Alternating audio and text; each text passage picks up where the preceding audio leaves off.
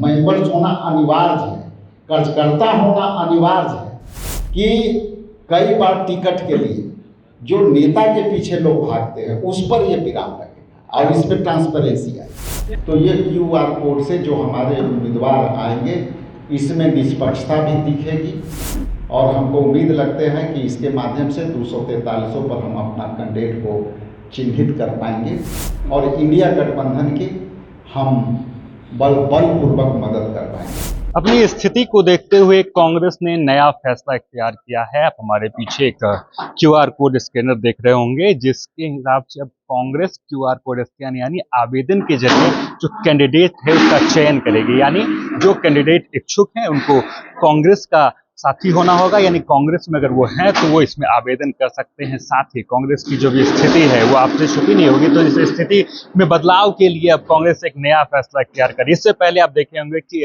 जनसुराज की तरफ से इस प्रकार का कुछ फैसला लिया गया था और अब कांग्रेस नए तरीके से नए मूड में आ रही है बिहार में। अब कितना कारगर ये फैसला होगा ये तो वक्त ही बताया, लेकिन कांग्रेस का जो नया तरीका है यानी आवेदन के जरिए लोग कैंडिडेट को चुना जाएगा, तो उसके बाद क्या कुछ राजेश राम ने इस मामले पे कहा, पहले ये सुने। तो आज का ये जो मैंने डिस्प्ले कार्ड दिखाया ये आप देख चुके होंगे और इसी कार्यक्रम के लिए मैंने आपको यहाँ बुलाया था। जो ये क्यूआर कोड है कांग्रेस पार्टी के टिकट आवेदन उम्मीदवारों के लिए क्यूआर कोड के से लोग आवेदन करेंगे। ये बातें आगे कहने के पहले जो आपका सवाल आना है और जो सवाल का उत्तर है मैं दोनों आपको पहले दे देता हूँ, क्योंकि जो सवाल आएंगे उसका उत्तर भी मैं ही दे देता हूँ। पहला सवाल तो आपका ये आ सकता है कि आप क्यूआर कोड से जो बिहार प्रदेश कांग्रेस कमेटी के जो आवेदन आएंगे उम्मीदवारों के वो 243 सीट पर आएंगे। तो आपकी सवाल ये आ सकती है कि लगता है कि आप 243 पर लड़ेंगे। निश्चित तौर से हमारा सर्वे 243 पर ये जो क्यूआर कोड से हमारे कैंडिडेट आएंगे 243 पर आएंगे, लेकिन चूंकि हम इंडिया गठबंधन के पार्ट हैं, हम सशक्त आवेदन लेना चाहते हैं और यदि हमारी ये समझौता होगी और जो सीट भी आएगी हम लोग उस सीट पर ये जो वहाँ के उम्मीदवार आएंगे और इंडिया गठबंधन के जितने पार्टनर हैं वो जहाँ फैसले लेंगे वहाँ हमारे कैंडिडेट इंडिया गठबंधन के सभी उम्मीदवारों को अधिकृत उम्मीदवारों के इंडिया गठबंधन के तमाम अधिकृत उम्मीदवारों को वो मदद करेंगे। इसलिए कोई भी क्लियरिटी और जो है ये मैं पहले कर देता हूँ, क्योंकि इस तरह की बातें आ सकती थी।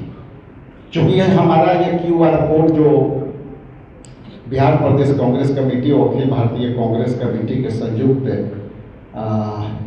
निर्णय था और इस निर्णय के तहत 2-3 बातें हम लोग को आपके सामने रखना चाहते हैं।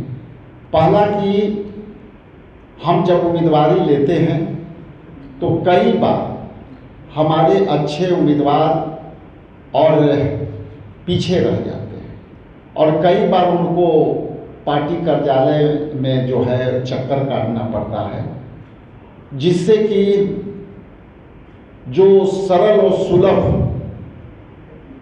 ज़रूरतें हैं जैसे संवाद नहीं हो पाना, नेता के पीछे जो है उनको रहना, तो इसके माध्यम से हम काउंसलिंग करेंगे स्क्रीनिंग कर करके और उससे हम चिन्हित करेंगे ताकि हमारे जो लॉयल उम्मीदवार हैं, लॉयल जो पार्टी के वर्कर्स हैं, उनको सीधे Bihar Pradesh Congress committee all India Congress committee तक उनका सीधा संवाद हो जाए। चूँकि कई बार ऐसा पाया गया है कि जो कैंडिडेट होते हैं ज़्यादातर नेता के पीछे भागते हैं और उनका निर्णय जो है कभी कभी निष्पक्ष नहीं होता है। तो ये क्यूआर कोड से जो हमारे उम्मीदवार आएंगे इसमें निष्पक्षता भी दिखेगी और इससे हमारी सामूहिक निर्णय में लेने में हमें जो है मदद भी मिलेगी। और ये जिस तरह से लॉन्च हुआ है, आज हम लॉन्च किए हैं और हमको उम्मीद लगते हैं कि इसके माध्यम से 243 पर हम अपना कैंडिडेट को चिन्हित कर पाएंगे और इंडिया गठबंधन की हम बलपूर्वक मदद कर पाएंगे। ये ऑल ओवर जो है इंडिया से कोई भी कहीं से क्यूआर, चूँकि ये गूगल जो है सीट से खुलेगा, गूगल से इसका कनेक्ट है। लेकिन जैसा कि मैंने कहा कि बिहार के लोग ही कहीं से कर सकते हैं, इसका कोई पैमाना नहीं है कि कोई यहीं बैठ के करे। हमको उसके माध्यम से ये बल मिलेगा कि हम अपने कैंडिडेट को उनकी योग्यता के आधार पर, उनकी क्षमता के आधार पर हम उसको चिन्हित कर करके, पहचान कर करके लाएं। योग्यता और क्राइटेरिया क्या कुछ होगा?